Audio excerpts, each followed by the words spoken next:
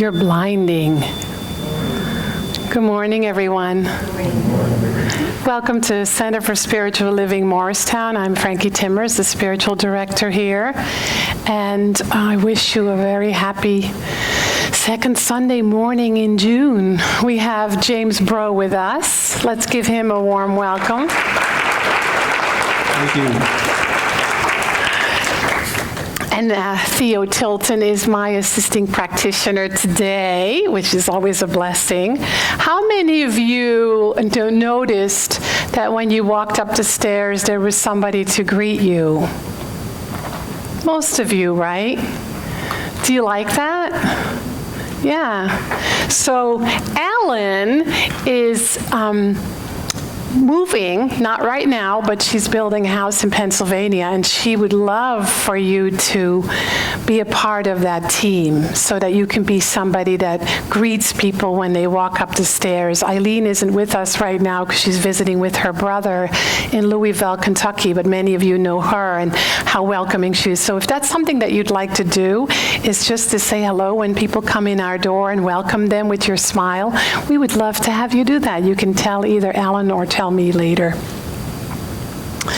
So we are Center for Spiritual Living, and we're Morristown, and we're part of an organization called Centers for Spiritual Living all over the planet. And we are celebrating 2017 as a spiritual values-based living.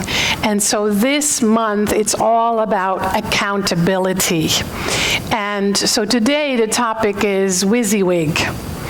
And if you read the Sunday blurb, you'll know what that is, but we'll talk about that. WYSIWYG, yeah, WYSIWYG. Many of you know what WYSIWYG is, right? How many of you know what WYSIWYG is? A few do. Okay, good.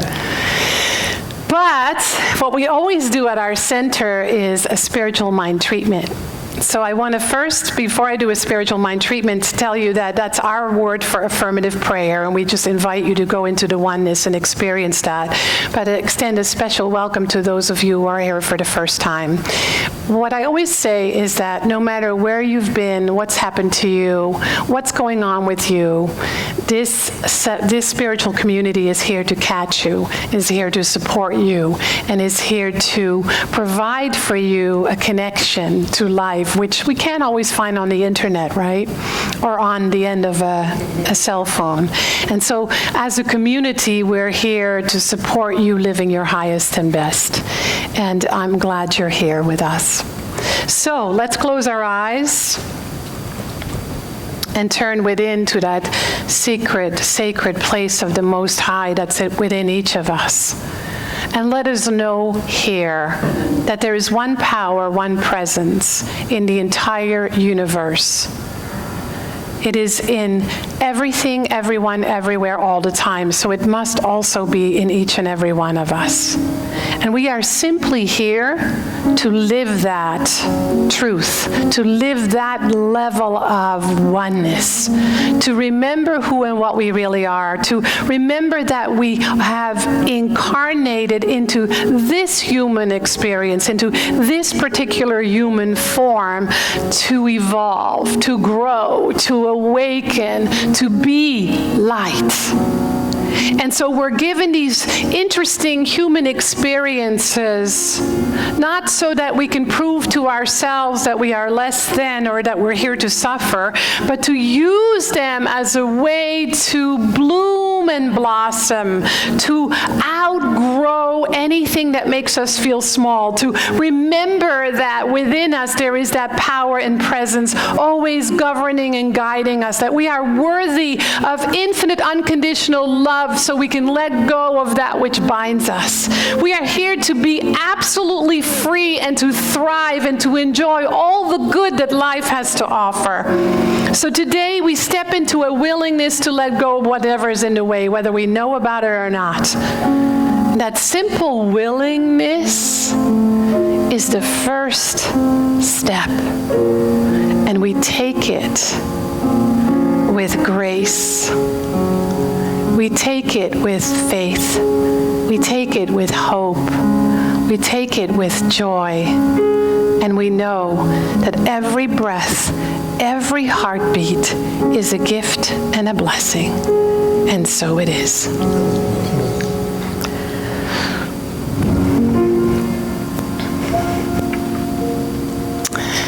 So a few weeks ago, I asked you, what are your definitions of God? And there were a lot of really interesting words, like intuition, God, universe, spirit, infinite presence, infinite life. And I talked about how that's the real you. The real you, capital R, capital E, capital A, capital L, is that which is not visible to us instantly. It's visible to some, but it's not the outside package. It's a part of it. But the real you is that which lives forever. It's your spirit. It's your essential nature.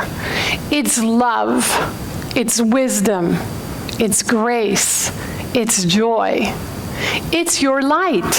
It's your essential nature. It always was, it always is, it always will be.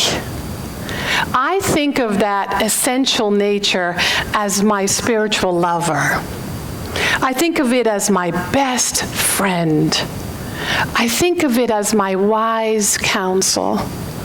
I think of it as the solver of all problems, the healer of all conditions. So when I ask you, where is that? What is your answer? Right here. Right here. Yeah, where is it for you? Where is it? It's inside of you. Yeah. It's right where you are. It's right who you are. It is inside of you. In the realm of the unreal, we might say, well, it doesn't exist. It isn't there. I'm not sure if I really believe in it. Not sure what it is.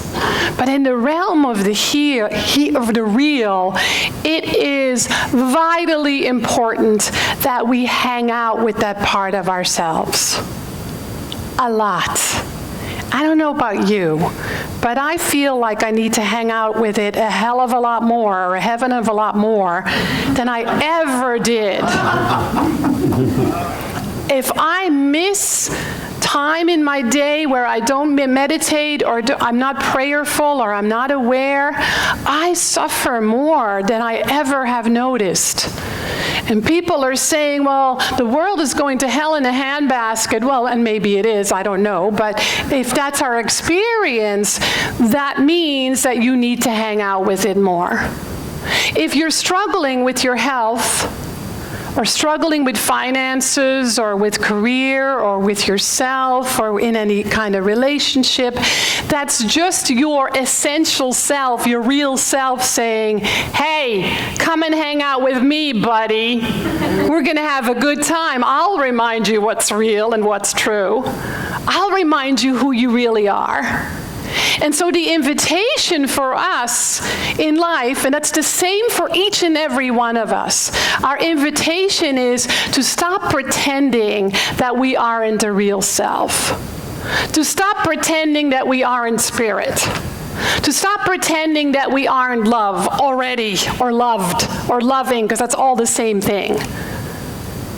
To stop pretending that we don't have enough, or we're not good enough, or we don't do enough. To stop pretending anything. To stop pretending that we aren't whole, perfect, and complete exactly the way we are right here, right now. That's interesting, right? Because when we think about it, we think that we have to stop pretending to be smart, or abundant, or kind, or loving. But really what we need to stop pretending is that we are not spiritual beings, that we aren't whole, that we aren't God in skin, God in a physical body.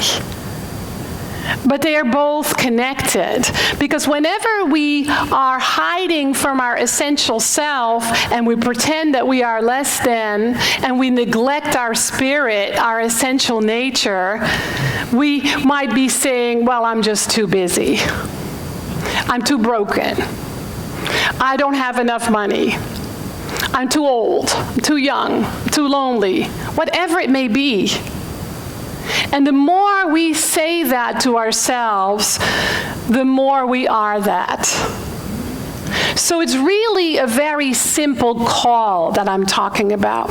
A very simple call to just turn away from the world of conditions, not to deny them, because as human beings we experience them and they're there for us rather than against us, but to give as much time and energy to the real self that does not know that condition. It's like a scale, right? If I'm hanging out more in my problems and my challenges than in my true nature, then that's going to be my experience. So if I hang out more in my true essential self, my essential nature, my spirit, my light, my love, my wisdom, my true inheritance, my true abundance, then that's going to be my experience. So my experience always tells me where I hang out the most. And so that's why it's so important for us to really go through the day to be aware of, what am I thinking? How am I feeling? What's going on? What do I believe? And how can I just keep bringing myself back to the simple call that I am spirit and I don't have to pretend I am anything less than that. I don't have to hide that. And so we can all come out of the closet today and stop pretending we're less than God. And so what happens then is life, the way we experience day-to-day living, shows us where we feel connected and where we feel separate.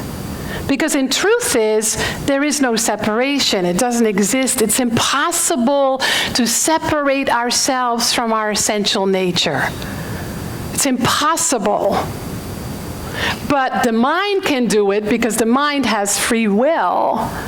And the mind tends to come from its beliefs, conditioned beliefs, and we don't always know what they are, but as we go through life, it will tell us. And so that sense of separation we tend to cover up because we don't want anybody to know about that. The interesting thing is you can't hide it. WYSIWYG. What you see is what you get. You may think you're hiding, but you can't really hide. As Emerson said, what you do speak so loudly, I cannot hear what you say. The most important thing is that we don't infuse that with shame. And shame really just means feeling separate from our essential nature. That's what the whole Adam and Eve story was about. They were shamed for being naked, and whoop, they covered up. And we still do. We still have that shame. And so when we heal that sense of separation, we go back to our essential self and we get to live that. So what often happens with people is that they're working on healing the shame that binds them, and they know it's separation from God, and they work on that, but then they shame their conditions. Well, you know, something's wrong with my consciousness because I'm not having enough money. Something's wrong with my consciousness because I have a dis-ease. Something's wrong with my consciousness because nobody loves me, right? So we kind of go on this ripple effect, this snowball effect of shame that then all of a sudden we don't realize we're doing it, and we're just living that sense of separation as if it's real. And so God is all there is. Love is all there is. If you don't like the word God, just replace it with something that reflects that higher truth of you, that higher self. Because what we know is that anything I believe about this is my experience, is my reality. And if I feel separate from that truth, that too is my reality. And that's a gift. It's a gift because it allows me to see, oh, I don't believe that spirit is a source of my abundance. I don't believe that Spirit is the infinite healer of my body. I don't believe that Spirit is my ultimate lover and best friend. So it allows us to see with more clarity. And life gets to be so interesting, doesn't it? The drama begins when we say, I'm not one with God. And you may not be saying it out loud, you might not even be saying it to yourself, but you sure as heck are feeling it inside. That's when the drama begins, not just individually, but collectively. Hence, turn on CNN. Constantly negative news, as Mary Morrissey calls it. And there's nothing wrong with watching CNN. Let me just say that. But it's how we view it, how we see it, how we interpret it, that either creates more grace, more light, or more darkness, more shame. And so what we must take responsibility for, what we are accountable for, is that the collective drama and the collective shame didn't happen in a vacuum. It happened because it was happening individually for every human being on the planet to some way, shape, or form, and to some degree. And then it became the collective. And so we can hide from that. La, la, la, la, la, la, la, it's not happening. Or we can just let it all hang out, because there's nothing to hide anyway. A few years ago, I was having the privilege of being on one of the panels for new ministers. And one of my colleagues asked me a question that floored me. I'd forgotten that question, because I was asked that question too, but I forgot about it. The last question she asked a person on the panel after 45 minutes was, what is the one thing you were hoping we wouldn't ask you about?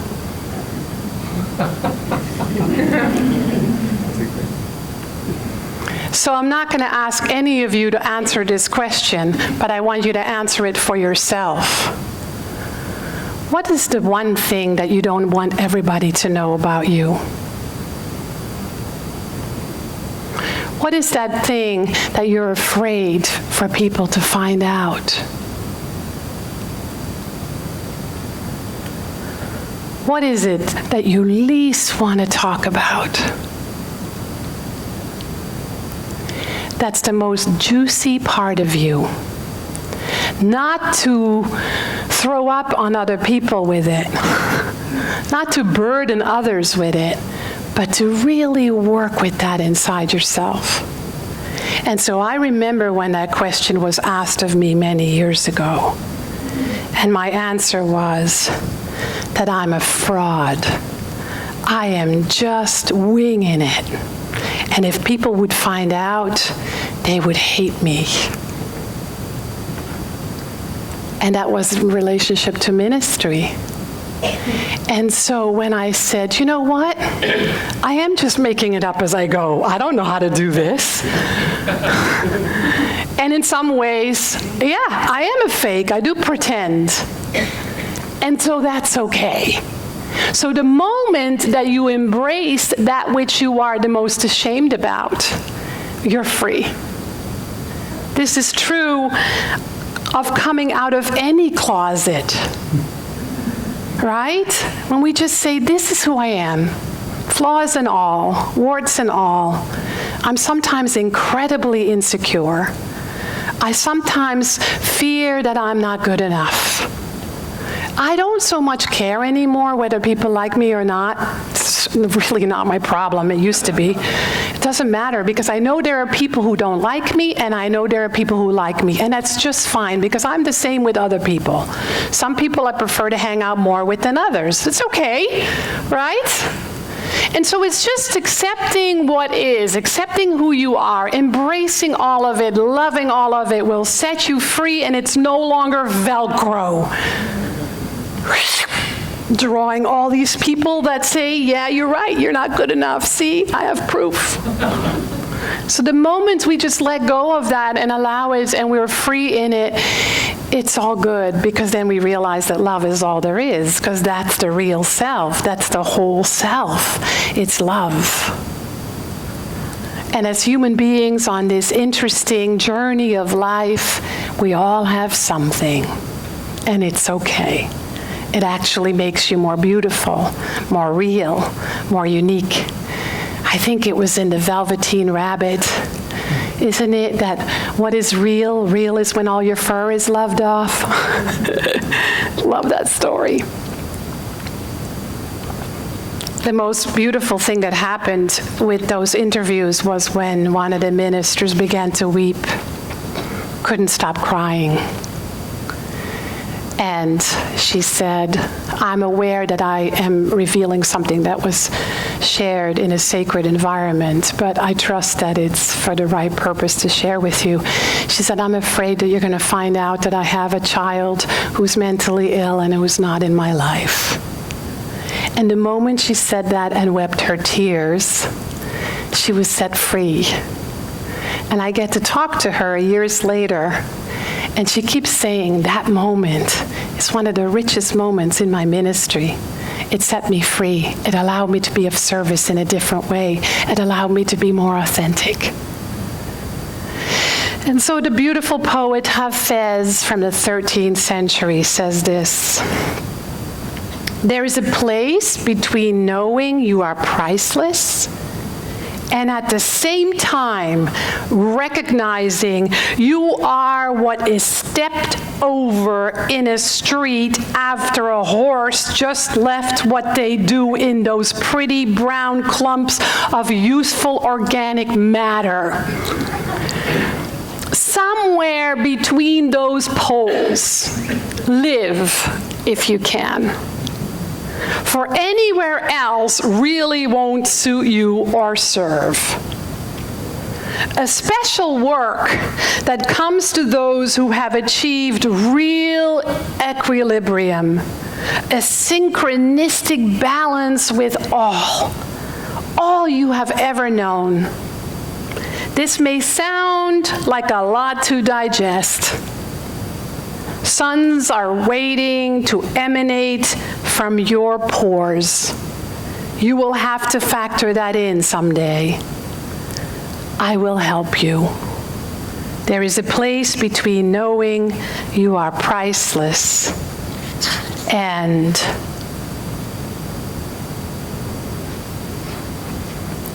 I had a teacher in this teaching, Dr. Bill Tolliver, who was profoundly flawed as a human being. I don't know if you remember him. We have some visitors from Florida and Unity. But Dr. Bill Tolliver was my teacher, and he was very, very, very flawed. And he used to say, if you can't hide it, paint it red. He did. And so for 7 years, my practice was to not judge him, but to love him and to be grateful for him, and to learn what I wanted to be as a minister and what I didn't. And when I left, I said, thank you for teaching me everything. Also, thank you for teaching me how not to be.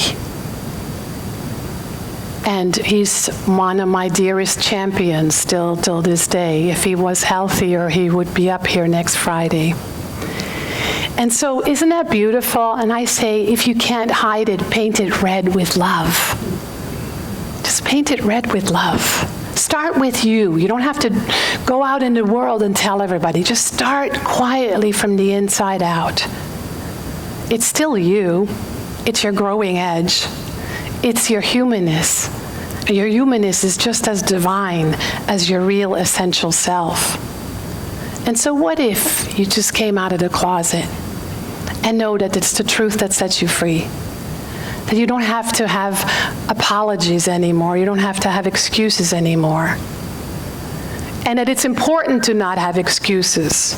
Because I remember meeting somebody who was incredibly rude, and I said to them, you're so rude. She said, well, that's just the way I am. Accept me or don't. It was in a spiritual workshop. It's not that.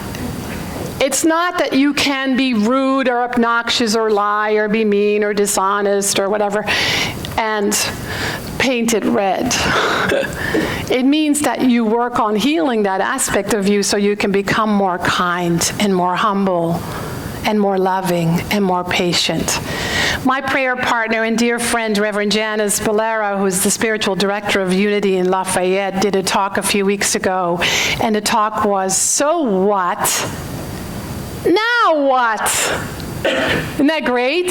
So what? Now what? So it's really to do something with what you've become aware of and allow your heart to break open and just come out of the closet, all of you, embrace all of it, have compassion for all of it, and then watch the goodies be revealed. Because I promise you, good will come out of that. And so what we want to do is we want to heal the shame that binds us.